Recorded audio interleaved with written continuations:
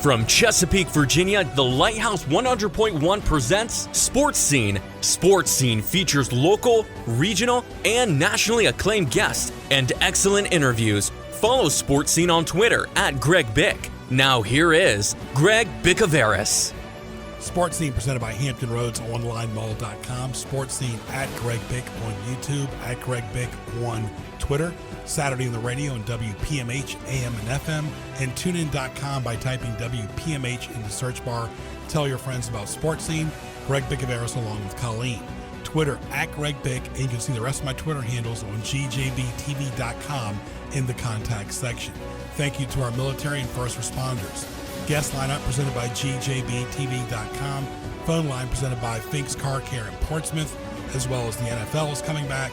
College football, Major League Baseball, NBA are all evolving. Great interviews, excellent guests, business segments, highlights, commentary. What teased me off? Thank you for listening to Sports Scene. We love our regulars, tourists who listen online and on the radio. Stay tuned.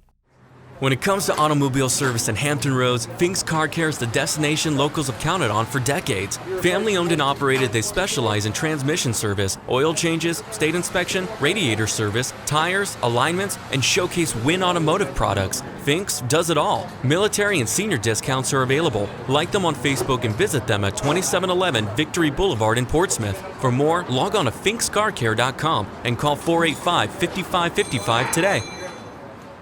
Interact with Sports Scene on Twitter at Greg Bick. Email bicogb@hotmail.com. Now back to Greg Bicouvaris in the Hampton Roads onlinemall.com studios. And welcome back to Sports Scene. We've had him on Sports Scene several times. Always a pleasure to talk to Hampton Roads Sports Media Hall of Fame, Virginia Sports Hall of Fame. It is Jim Ducibella. Jim, how are you, my friend? Doing great, Greg. How are you? Very good. I saw recently Debbie White, who also got the award, and she was talking about you and Tom Robinson, so many people that were influenced, especially on the South Side, working for the Pilot and Old Dominion, who've now found Williamsburg to be a good home. Yeah, well, for me it was a question of getting closer to Washington, D.C. from my time covering the Redskins. But yes, it's a wonderful place to live, and it's close enough to Norfolk and Richmond to take advantage of both cities. When you talk about the Redskins, what do you think Jack Kent Cooke would think with all this mess since 1999? Well, he'd be appalled because the one thing that he prided himself in was hiring competent people and then letting them run the show, but also holding them accountable if and when they screwed up. And that obviously is something that appears, at least, not to have happened for most of the last 20 years.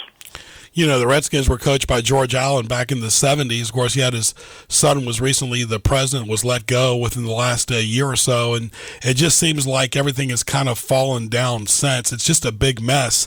You know, the owner has not been implicated in anything, but it sure seems like it's a very toxic environment there, to say the least. Well, there was always a lot of turnover from the time that Snyder bought the team. And you had to wonder, because most people aspire to work in the NFL, at least those people who are interested in that as a career, and you'd have to wonder why there was this revolving door of employees.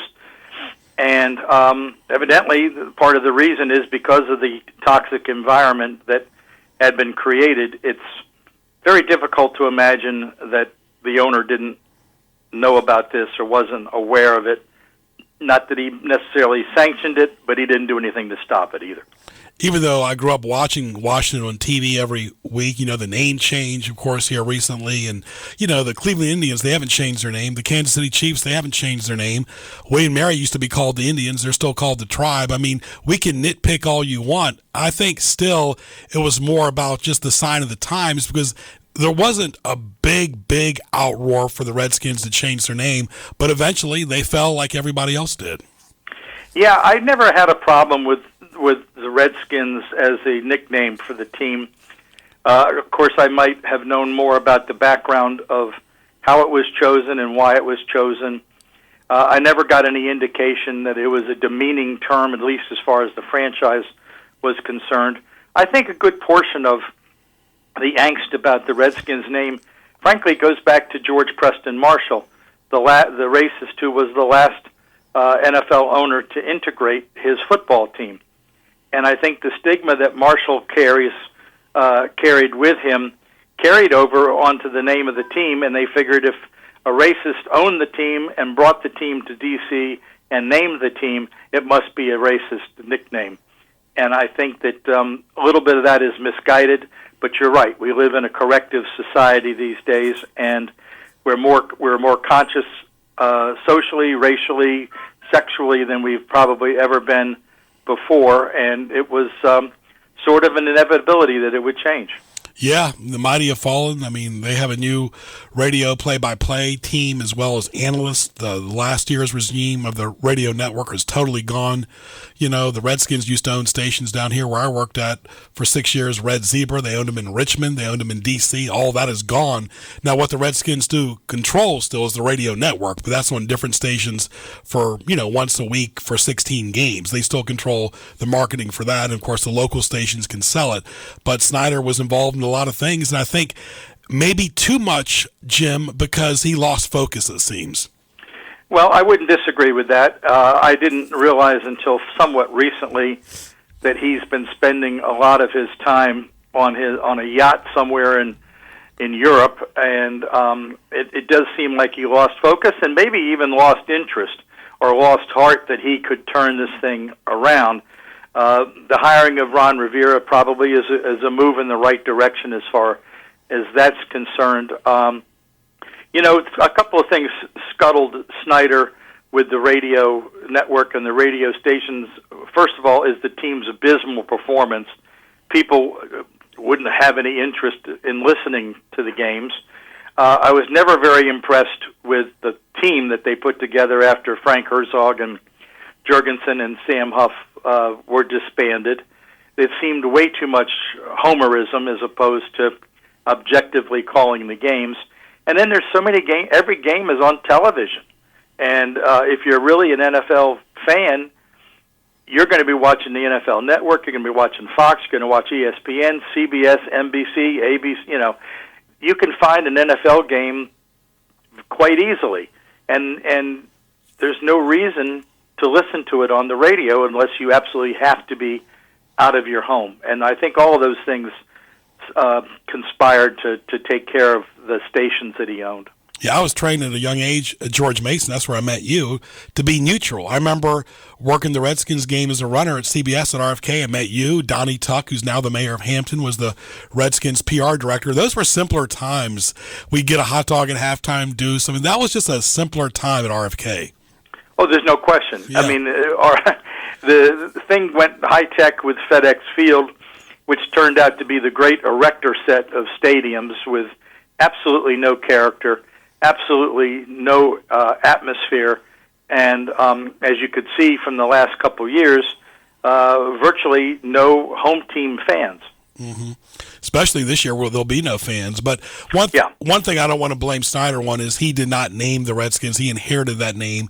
And also a lot of men, myself included, it takes a long time to mature, all men for that matter. He owned the Redskins in his early 30s, folks, so we got to give him a little bit of a break. I mean, how many people are billionaires in their early 30s telling grown men twice his age what to do? So we got to give him a little slack there, Deuce, I think. But I guess the fans are just not happy with the no postseasons or very few postseasons, a lot of turnover, but it seems like he has calmed down as far as the coaching changes, though. Yeah. Well, it's also $50 to park your car. It's also the fact that you can't take the metro to the stadium and not have to walk a mile or two, which is not Snyder's fault, nonetheless. It's the overpriced food inside the stadium, and it's the lousy performance of the team. I think a lot of those things go away if they're 10-6 as opposed to 3-13. Talking to Jim Ducibella, formerly with the Pilot, of course. And Deuce, you talk about, access too. Like you said, that's in Maryland, but no fans. And then you switch gears to some NFL teams are going to have fans, but you look at baseball, the Nationals don't have any fans, and the NBA is performing in a bubble very well, so NHL, no fans. So this is definitely a different sports world since March. I guess the best thing is sports is back. Golf has been back for a while, the NHL we mentioned, NASCAR, so it's back, but it's not back and better than ever. I found it very difficult to watch any Major League Baseball games. I haven't watched any of the NBA playoffs, and I've missed some great games, apparently. And I've just watched a smattering of golf. To me, audiences, crowds, people in the stands, they all add to the enjoyment for me of watching a sporting event, the excitement of watching an event. And I've had a difficult time mustering any interest in watching cardboard figures, put up in the stands behind home plate of a Nationals game, and not looking at it as anything more than almost like a scrimmage, as opposed to a game that really counts toward the standings in the playoffs. I totally agree. I think it's a total mockery. I get it for trying it for a couple days, but let's lose it now. It's over. To have cardboard fans that, anybody could make up on their own back pocket, that's got to go. The digital fans, either you're going to have fans or you're not going to have fans. That doesn't make me want to watch a piece of cardboard. Exactly. It's a very sterile environment, and that's not what sports has been to me during my life. I like the crowd. I like the excitement that they bring. I like what they bring to the ebb and flow of the game. That's why you have a home field advantage, ostensibly. And all of that's gone, and it just seems sort of, like I said, I look at it almost, these are more like scrimmages than they are real legitimate games. A few more things about the Washington team. You got to wonder about what Sonny Jurgensen thinks, Larry Brown, Art Monk, some of the great legends of the former Redskins. They still have that history. They can't take away the history no matter what they change the name. The colors are still the same, red, gold, and white. But do you think Snyder will survive all of this? It seems like he's not getting a lot of heat from his fellow owners. Well, that remains to be seen. The NFL announced yesterday that it was taking over the investigation into the sexual misconduct, harassment, etc., alleged at Redskins Park, or what, WTF or WFT Park, whatever they're going to call it. And I think it remains to be seen what their investigation uncovers. They have dropped the requirement that no non-disclosure, so the women who sign those non-disclosures can now apparently testify to the NFL without fear of being retribution. And I think that he's not particularly popular with the rest of the owners. They look at what he's done to this franchise, one of the flagships of the league. He's not on any committees. He hasn't brought anything really meaningful to the table. And he's probably lost them some money. And I think that if it's not going to take a whole lot for the league to, at the very least, fine them substantially. And if they find that an allegation such as the one that the cheerleader made about Snyder telling her or asking her to go to a hotel room with one of the other employees, if they find those things to have been true, then I think that they certainly have ample reason to try and force him to sell the team. Talking to Deuce right here, Jim Ducibella, Hampton Roads Sports Media Hall of Fame, and you're exactly right. We'll just see how it evolves in the next few months. But at least the one good thing, Jim, is football is coming back, but it might be a month-to-month thing. It seems like it's, always on the fringe of shutting down these sports leagues. Well, I think that, yeah, you're right about that, and I do think that the NFL has enough money to implement the kind of testing that can minimize a COVID-19 outbreak on these teams. But yeah, it would not be beyond the realm of possibility that there could be an outbreak with the 49ers, and whatever games they were going to play would have to be canceled. And then the Vikings, and it could happen to any team. And I think that we're all walking a very fine line here on playing or not playing. I understand the reasons for playing, particularly on the professional level, the vast amounts of money involved. I also understand college teams not wanting to play for reasons that of safety for the players, etc. University of Alabama, 1,000 kids already have COVID-19. James Madison, 500 kids have already been diagnosed with COVID-19. I don't know exactly when JMU went back to school, but it hasn't been particularly long, and they've already got a fairly substantial outbreak. Right. It's almost impossible to, unless you have the most sophisticated testing imaginable, and God knows we haven't gotten there yet as a nation, let alone at the college level, it's almost impossible to keep there from being an outbreak. Talking to Jim Ducibella, you're exactly right. And, of course, it's a lot of inconsistencies, too. I mean, when I work an NFL game, I'm supposed to be there at the arena. But for network baseball, for example, like on Fox, none of the announcers are there at the stadium. For the Nationals, for the home games, the announcers are there, but the road announcers are calling it from their ballpark virtually with nobody there and trying to incorporate audio and music and sound and trying to make it sound very professional, but it's almost like they're in a library-like atmosphere. I'm very curious how the NFL is going to work, because right now the plan is for the announcers to be on site with a lot less limited personnel on site as well. Right, exactly. Well, the Richmond paper had an article, it may have been yesterday or the day before, about the Nationals' official scorer, who apparently is from Richmond, watching the games on television at home, and then relaying his official scoring calls to somebody up in D.C. The whole world is upside down with this coronavirus, and I think that I could see the NFL wanting their announcers on site, working with a skeleton crew. Although Conference USA did a fairly successful job of calling basketball games from the studio rather than having people on site for certain games last year, maybe even the year before. So it can be done, but again, it's another thing that sort of takes away from the spirit and the environment of the event. All right, Sports Scene, we'll take a break. We'll come back with more with Jim Ducibella after these messages.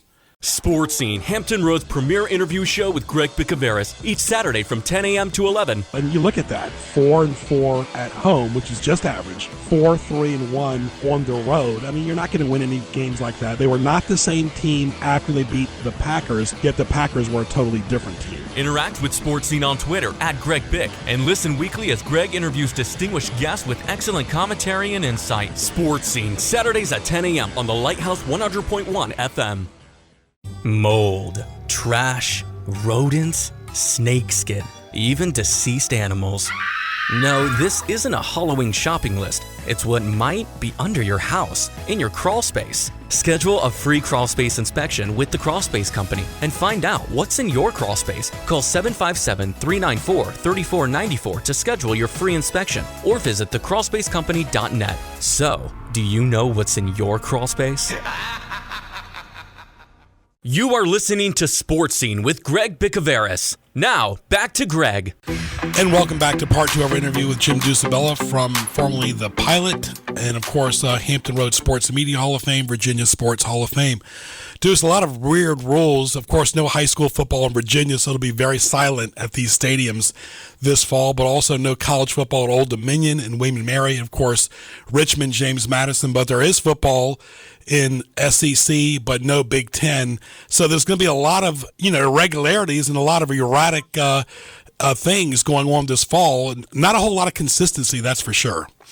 Well, even some of the decision-making is erratic. I understand the Big Ten is now reconsidering playing due to pressure from a variety of different areas.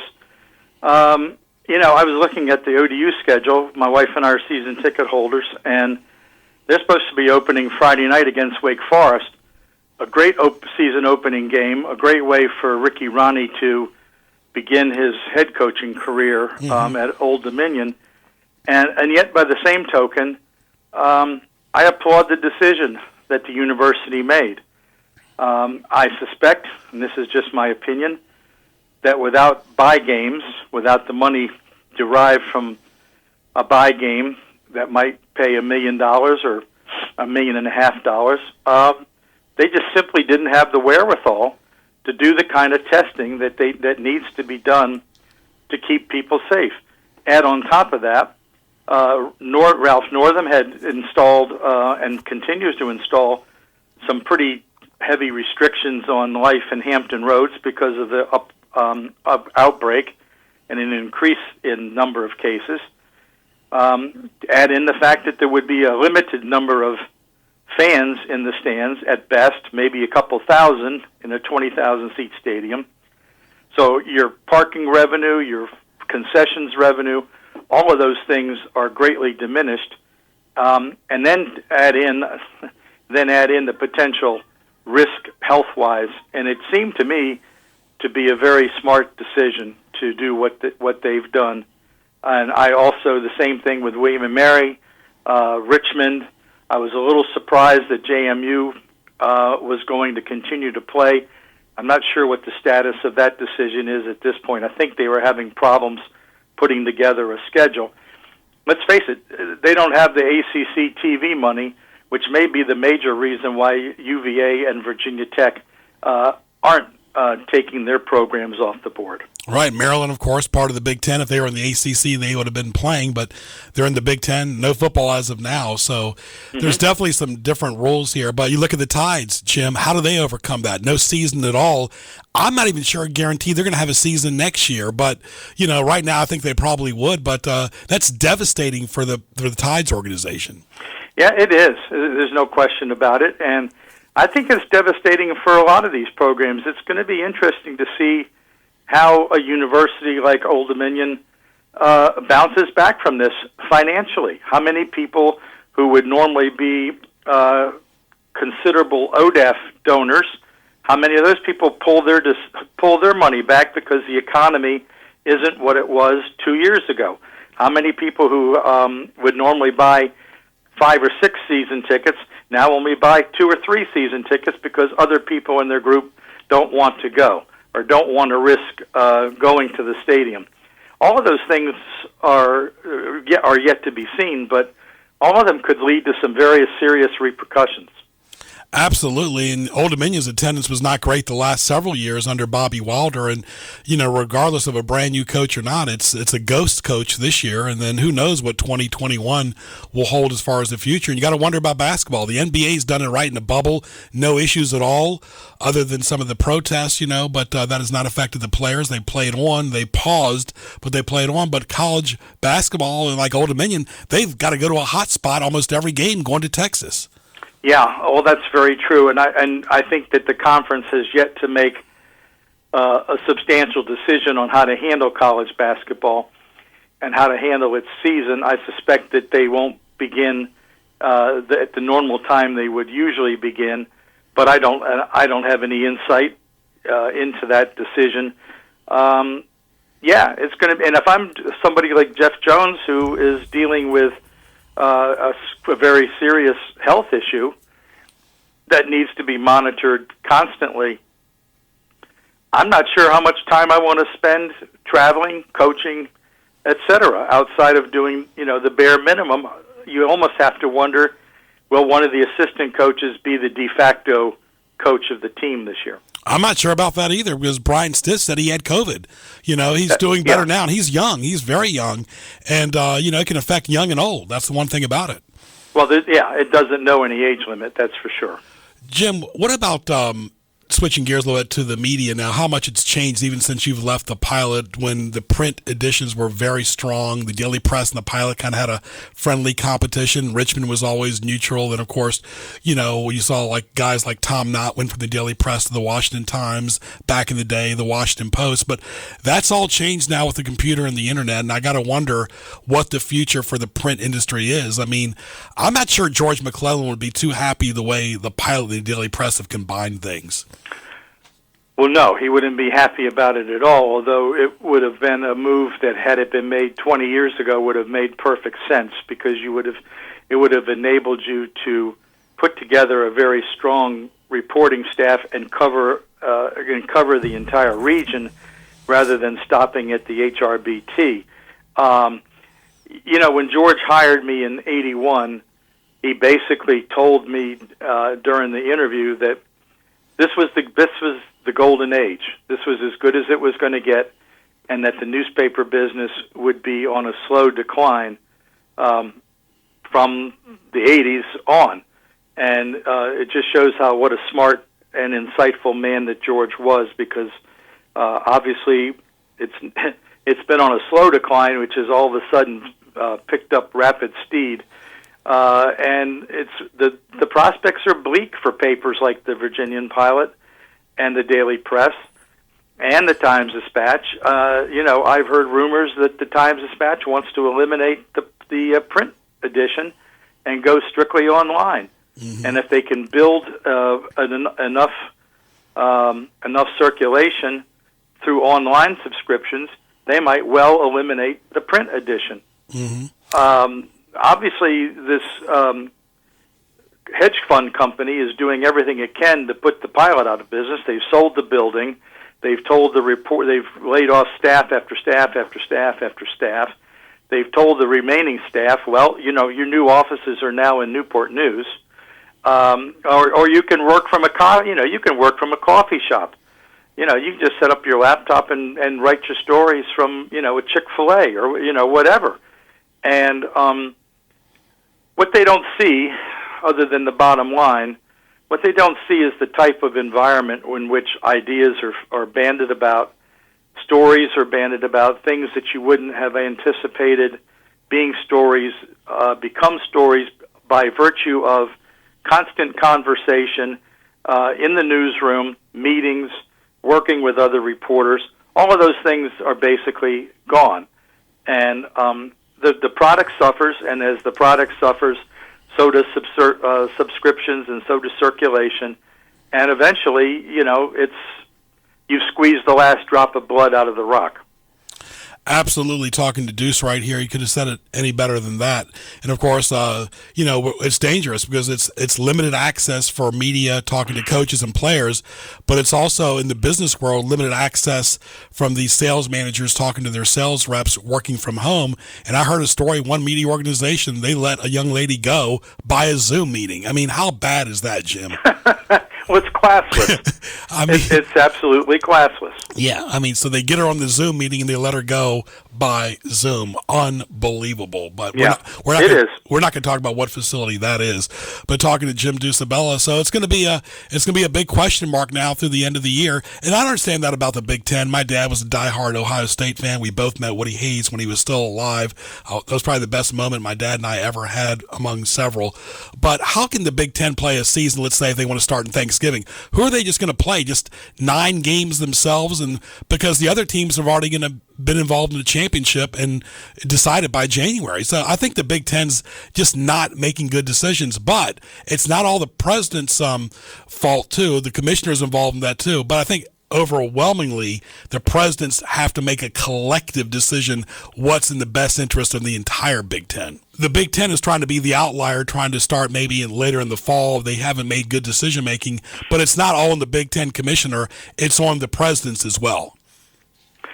Right, and it's a perfect testimony to the power that money has in college football, particularly at the level the Big Ten plays.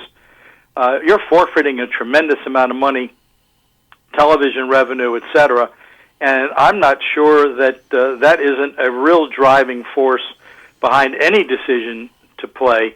I was applauding the Big Ten originally. I just think you need to err on the side of caution when we're talking about a pandemic of this nature. And I think it's a serious mistake to continue to play. I really do. And maybe LSU and SEC teams and those can afford to do everything they need to do to keep their players and coaches and staff completely safe. But I'm skeptical. I'm skeptical that that's going to be the case when I hear things like 1,000 kids at Alabama, 500 at JMU, because kids are kids, and they're going to get out and they're going to party and they're going to think, well, I'm invincible. And just the fact that they want to play football. I've seen so many people argue, well, the players want to play. Well, you know what? They're not responsible if some kid gets sick and dies. They're not responsible if some staff member, the trainer, for example, takes ill and has diabetes or high blood pressure and passes away. That has nothing to. They have no skin in that game. The university has all of its skin in that game. I agree. These are college kids, and some of them are not even adults yet, trying to make decisions, kind of being selfish. And, heck, college kids die from heat stroke every year playing football. NFL players are over 300 pounds. They're trying to labor. The one good thing about the NFL for them is they haven't had preseason. That's taxing on their mind and their body. I get that. But college kids cannot make adult decisions. That's why they're still in college. But every city and state's different, Jim, like we said. I mean, Virginia, no high school football, yet you turn on ESPN, you see high school football. College, no football for, William & Mary, but you'll see football, for Alabama. So every state, they still have to travel. They still got to stay in hotels. They got to be on a plane together. I mean, that's dense. That's very dense.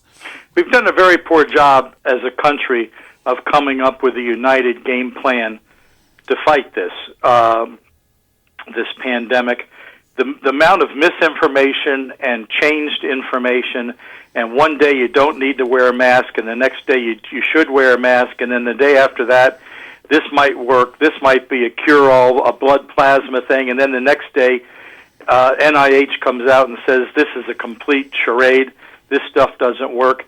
There's a tremendous amount of confusion, even after all these months, about how to tackle this problem, and a lot of it depends on where you fall politically, who you want to believe. Do you want to believe the science, or what science do you want to believe?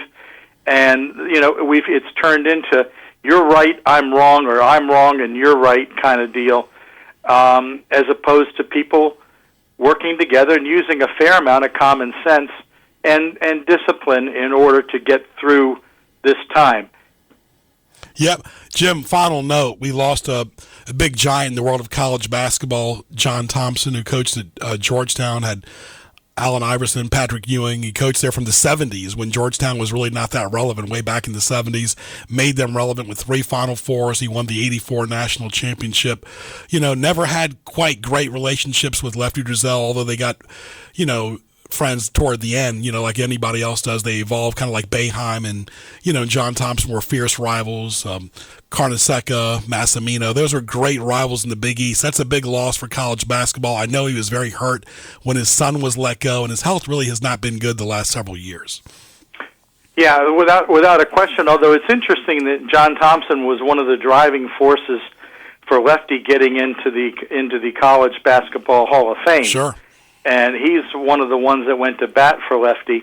I think a lot of the Lefty-Thompson rivalry stemmed from the fact that kids that Lefty who would have probably gone to Maryland ended up going to Georgetown instead. And Thompson, as much credit as Lefty receives and gets for resurrecting Maryland, state of Maryland, and basketball, Thompson did every bit as much for the D.C. region basketball, if not more, because he gave so many opportunities to kids like an Iverson, like Alonzo Mourning, kids that could have been had very troubled careers otherwise. Yeah, I think, and people always talk about Iverson, but I think he helped Alonzo Mourning a great deal as well. And of course, those two had. There's that story of Thompson going and finding the drug kingpin in D.C., Rayful Edmonds, I think his name was, and warning him, because he'd gotten word that the guy was kind of hanging out with some of the Georgetown players, and going and warning him to stay away from his kids.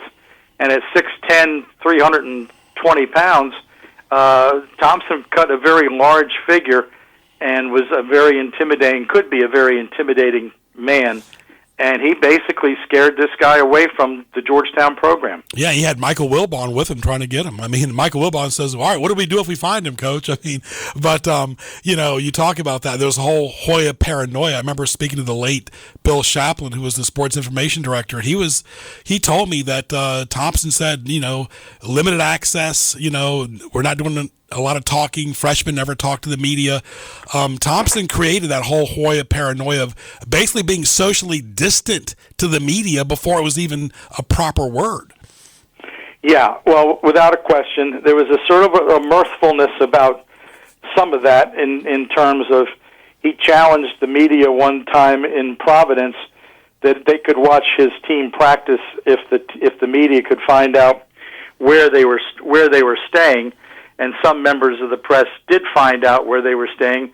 And Thompson told the manager, open the doors to the gym and let them in. There you go. All right, Jim, all the best, my friend. Thank you for your time, your talent, and your treasure, and enlightening us today about what's going on in this crazy world we're living in.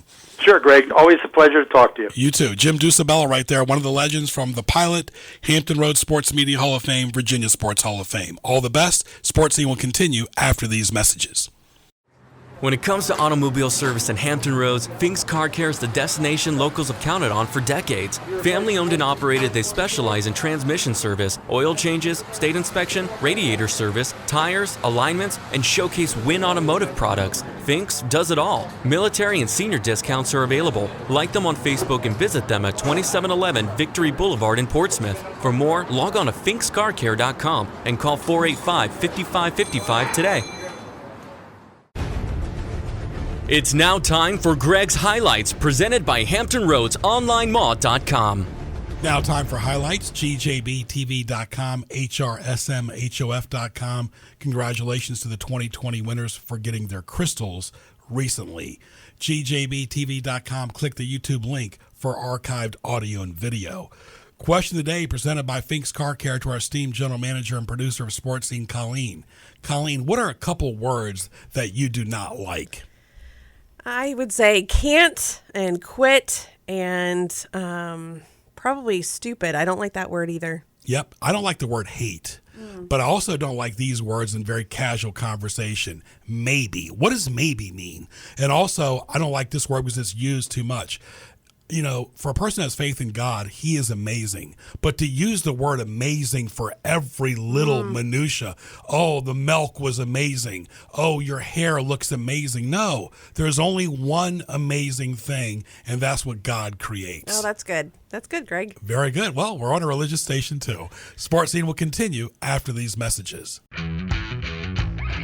Sports and Imports, located at 1322 Transylvania Avenue in Chesapeake. Sports and Imports specializes in all European models without the European price. ASE certified and Bosch certified. Don't waste time and money guessing what the problem is. Sports and Imports can pinpoint the problem and fix it the first time. Make an appointment today.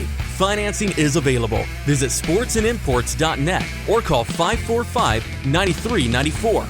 Catch up on archived editions of Sports Scene by going to gjbtv.com and clicking the YouTube image on the homepage. Now back to Sports Scene with Greg Bicouvaris. And welcome back to Sports Scene. Greg Bicouvaris, glad you're with us with our featured monthly guest, George McClain from The Marksman. George, how are you? I'm doing well, Greg. How about yourself? Very good, my friend. Very good, very good. So how has COVID evolved into the month of September? Of course, we're getting used to it, but there's still a lot of rules and regulations, and there are always people that want to have their own rules and be outliers as well. Yeah, they do. And we see those occasionally, almost every week. Some people come in, well, I don't believe in it. Say, well, okay, I'm sorry, but you can't come in without a mask. Mm-hmm. And, kind of a thing. So we just... You have to, we have our rules, not rules made by us. It's rules made by the governor with his executive orders, and we have to follow them. So yeah, it doesn't do much, doesn't do any good getting mad at the facility that you're at, the business. They didn't come up with all this stuff, and if they don't abide by it, they're the ones that's going to get in trouble. So they're it runs downhill, and if you're not going to be compliant with the requirements of the executive order, you're probably not going to be allowed admittance into the business. Absolutely, and of course, September is kind of like a new beginning, a new year for a lot of people for school, and of course, hunting season as well. Talk to us about what new hunters should know about hunting season in Virginia.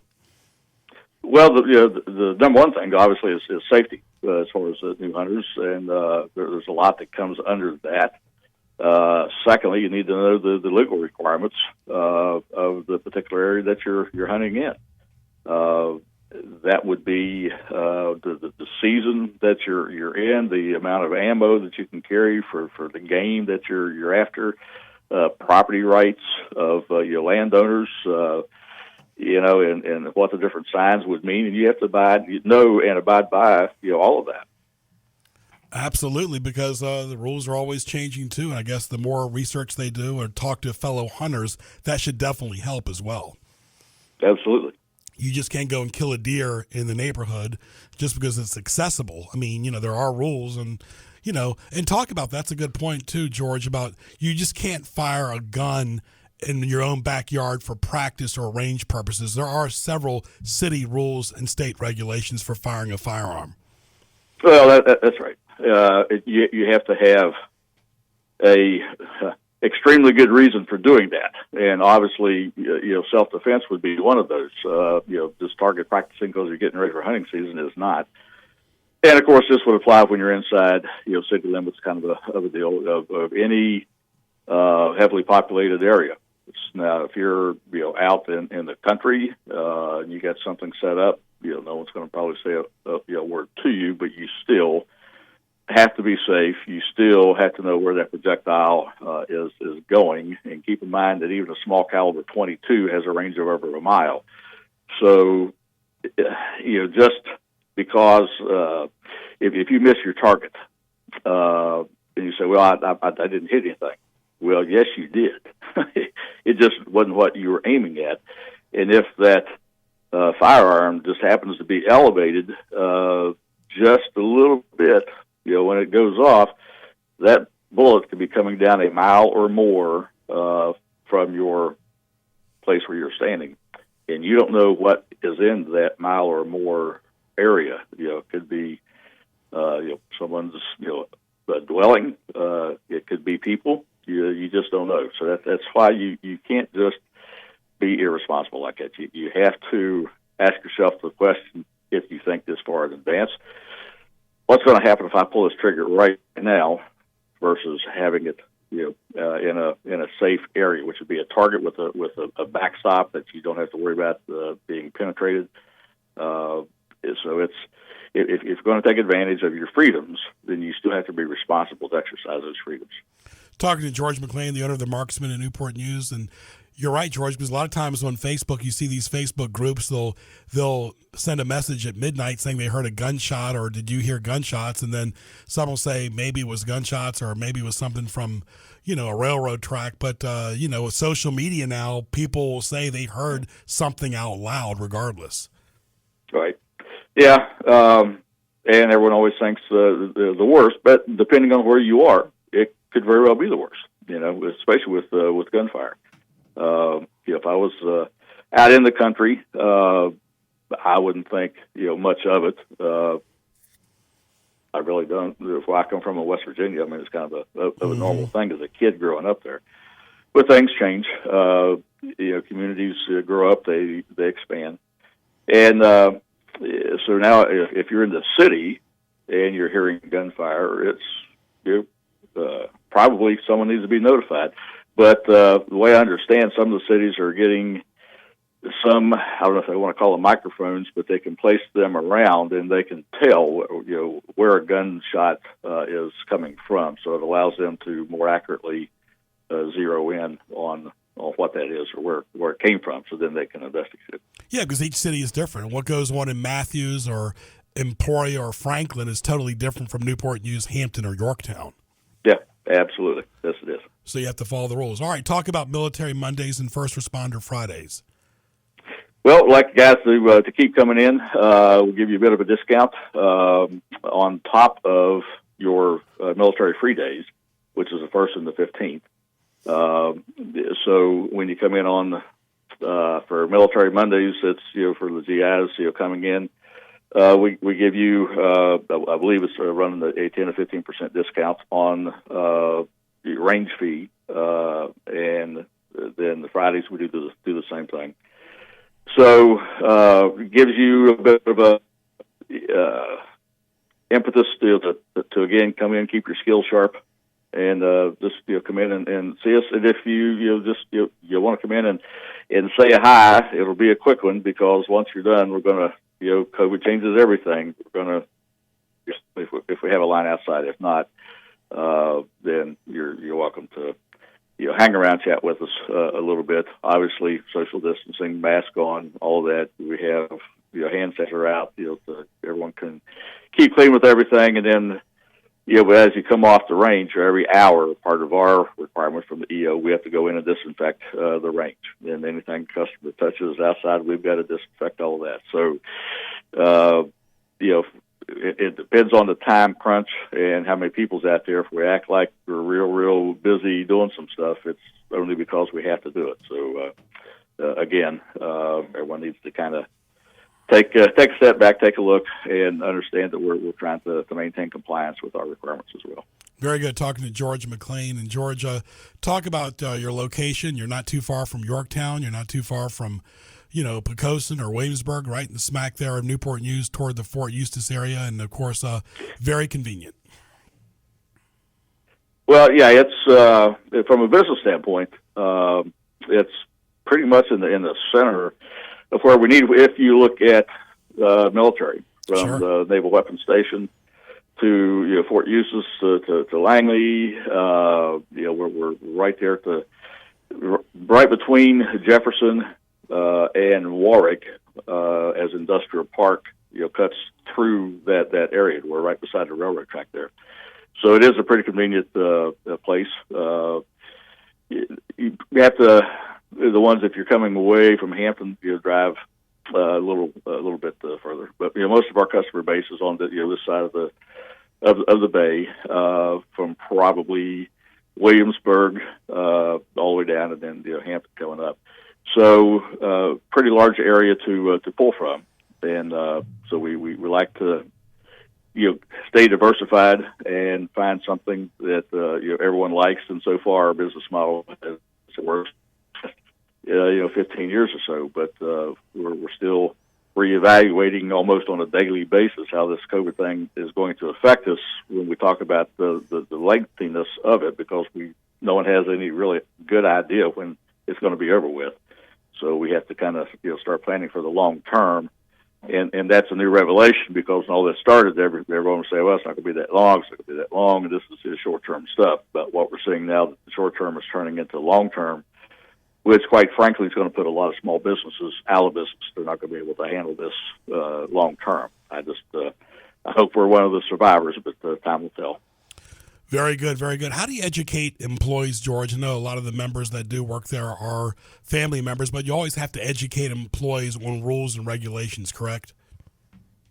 Well, yeah, and the biggest thing, I guess, with that is to make sure the people that you have coming in have the motivation to educate themselves. These rules and regulations, we tell them which direction we're going in, and now you need to sit down and get yourself educated by reading some laws, looking at the recent stuff, looking at the governor's executive orders.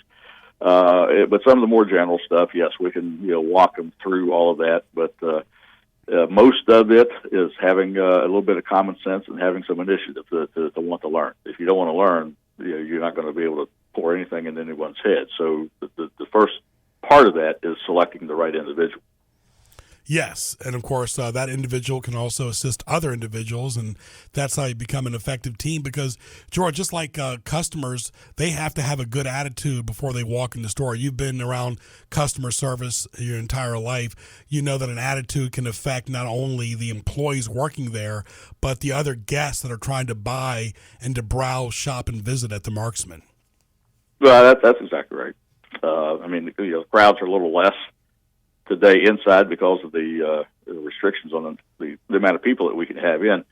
But if you got someone with a bad attitude, and today, just because you're going to be basically having a personal one-on-one interaction with one of my employees before you even come into the building, and if you exhibit some of that bad attitude, you might get turned away right there on the spot.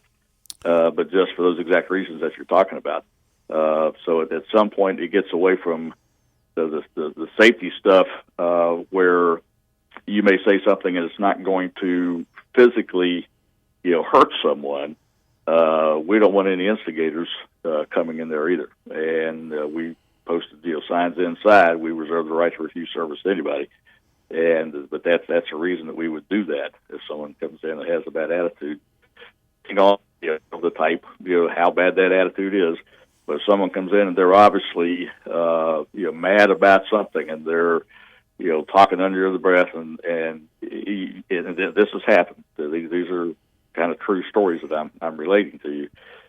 And then they want to buy some ammo, or they want to buy a gun. What kind of gun? I don't care, any gun. What's the cheapest thing you got? That's the type of sale that you have to refuse, because that's got the earmarks of something bad written all over it. So this is the thing that you have to train employees, that no one is going to have an inkling of what you're talking about until you sit down and you explain all of that, and the employee has to be the judge. So again, it all starts with the right employee. You got to get the right person that can do this. But the law holds us, to where we're responsible for doing that. So you don't just sell a gun or ammo to anybody that's got the money and wants to come in and do it. You got the thing that the ATF says is know your customer. Well, it's kind of impossible to know your customer if they just saw them for the first time as they walk through your door. But you have to use what talents God gave you and what you've been able to educate yourself with, and make an educated decision. Is this individual sane enough? Okay, or do you pick up on any underpinnings of bad intentions that makes you feel like this should not happen? And if you have that feeling, then you just, at that point, I would go get, tell them, come and get me, come and get a manager, and we'll handle it. But it's, we've had to turn people away. It does not happen often, but it does. So that's some of the training that sometimes they may not get until they actually witness it, from a manager handling a situation like that. But once they do, I'll guarantee it stays with them forever. Yep. The phone number is 872-4130. That's 872-4130. George will give us the update on the hours here as well. I'm glad you brought that up too, George, because if you see somebody sweating, nervous, getting an impulse buy, that's not a good sign. It's not like walking into a convenience store, folks, and getting a candy bar and leaving. If something's wrong, and it's also too, your employees can tell by body language too if they're nervous as well. Oh, absolutely, and that's the stuff that you have to be aware of. And it doesn't. It's not one of these things that you necessarily look at or look for from every customer that walks in. But it's just if that customer is exhibiting those kinds of symptoms, you don't have to be looking for it. It's going to reach out and say, "Hey, here, I'm one of these guys that you've been trained on." So it's just being able to recognize the symptoms when they happen. Not that you're necessarily looking for them. I don't know if that makes sense or not. But if you would come up to me and say, "Hey, George, how you doing? Things going okay?" And we're having this fine interaction, and then all of a sudden, like you said, you're sweating or you're looking around like you're becoming paranoid, or go back to another example I used earlier. You're agitated. Even when we meet, you're agitated, and it's just man, hurry up! Just give me my ammo. Let's get a gun, but you're not answering specific questions, right? I would say, what kind of gun? I don't care, any gun. So that's not a good answer. So yeah, if you're wanting to buy one, and don't think that that's going to set off some red lights to whoever's supposed to be selling to you. I don't care, any gun. That sale in my store won't be happening. Yeah, we all need to have patience, but you definitely need patience by going to the Marksman. George, go ahead and give us the full address and the hours. All right, we're at 520 Industrial Park Drive in Newport News. And I'd mentioned before that is between Warwick Boulevard and Jefferson, but it's out towards just past 84 Lumber, and there's a chicken store, gas station right there. That's on Jefferson, and it's right there at Industrial Park. And you take that turn onto Industrial Park going towards Warwick Boulevard, and you'll see us down there on the left, about probably a mile and a half down Industrial Park. Very good. And, of course, what about the hours? For a while, you were open on Sunday, too. Yeah, right. We haven't reopened on Sunday yet. Right now, our hours are for the general public. We open at 10 a.m. and we close at 6 p.m., and that will be Monday, Tuesday, Wednesday, Thursday, Friday, and a Saturday. And right now we are closed on Sundays, and we're hopefully getting ready to get that geared back up, at least for our concealed classes, which are going to be fairly restricted from what we used to do, just because we have to have everyone spaced 6 feet apart in the classroom. So that cuts our capacity in the classroom in half. but we're still talking about it. We're trying to come up with the best deal for that. We're also looking at distance learning, where the folks could sign up. Now, this is not online training. This is not. There's a difference, and because the online stuff went away, which we never did anyway, and I never agreed with. But the distance learning, you have to have equipment and video camera and all that. So we still see face to face. We have that contact that you're there. Now, that we haven't done that yet, but that's one of the options that we're talking about doing. All right. The Marksmen, Google them, like them on Facebook, give them a call at 872-4130. Tell your friends. It's all about safety and protocol. George McClain, the owner, thank you so much, and we look forward to talking to you in October. All right, Greg, thank you very much. You guys stay safe. We'll see you next month. Thank you so much, George. Sports Scene will continue after these messages. What tees you off? Presented by HamptonRoadsOnlineMall.com. All right, what teased me off? Weather people, Colleen, who were always way off. Like on August 29th, I remember it, they said it was going to rain all day, not a drop on the peninsula. It's hard to plan, especially if you want to do something outdoors. Exactly. We should go by what the weather people tell you. People who are dishonest about age. Why? Oh, that's hard. Yes, definitely. You should not lie about your age. You should be happy you're alive. The word hate, we've talked about it. Although not a cuss word, it is not a good word. No, we should not hate people. Dislike is one thing. Hate is totally different. True. Activities at night. I'm sorry. I run errands all day. I work all day. It's very difficult once you get home, once you eat dinner, to go back out to the grocery store and run an errand. It is. You're comfortable, for sure. Right. People expect a wedding invite, but they ghost you when one of their family members gets invited or has a wedding. Interesting. Yeah, exactly. All right, yard work in the heat. Normally I do cut my grass, but I got Shane to cut my grass here recently. Shane, thank you. I am not an outdoor gardening type of person. Yes, not fun in 100-degree weather. This summer has been relentless, too. Seasons. It seems like lately we went through a cycle of more cold and winter. Now it's definitely more heat than anything else. Definitely so. It's hard to figure out. The cost of trees getting cut down, folks, you can all relate to this. I got a tree cut down for $1,300. For big oak trees, they'd like $5,000. That's a lot of money for a tree. Yeah, expensive Freon. Y'all need it. You should always get Freon during the winter, not during the summer, because they always say they're busy and it costs more. But Freon, you need it for your air conditioning. Supply and demand. All right, we all love the beach. Don't mean to scare the tourists, but they had Shark Week here recently. But, with the water in this area, it's not clear. You have no idea what's in the water.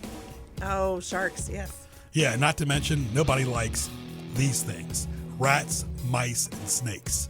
Of course not, no. Get rid of them all. Okay, that's what teased me off. I want to thank our guests today, Jim Ducibella and George McClain. For more, go to gjbtv.com. Go to the YouTube page, Greg Bick, Gregbic, and subscribe. For Colleen, I'm Greg Bicouvaris. Thanks for listening to Sports Scene, and we'll talk to you soon. Sports Scene, Hampton Roads' premier interview show with Greg Bicouvaris, each Saturday from 10 a.m. to 11. And you look at that, 4-4 at home, which is just average, 4-3-1 on the road. I mean, you're not going to win any games like that. They were not the same team after they beat the Packers, yet the Packers were a totally different team. Interact with Sports Scene on Twitter @GregBick and listen weekly as Greg interviews distinguished guests with excellent commentary and insight. Sports Scene, Saturdays at 10 a.m. on the Lighthouse 100.1 FM.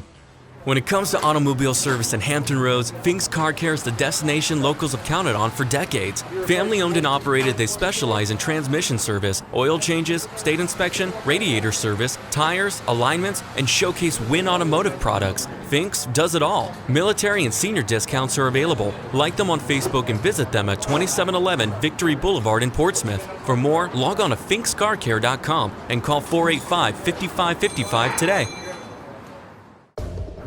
On the next edition of Sports Scene in October, we'll get into how sports has evolved in the fall, how sports has changed, and how fans have interacted with this big change as well, whether it's the high school level, the college level, and the professional level as well. On the next edition of Sports Scene.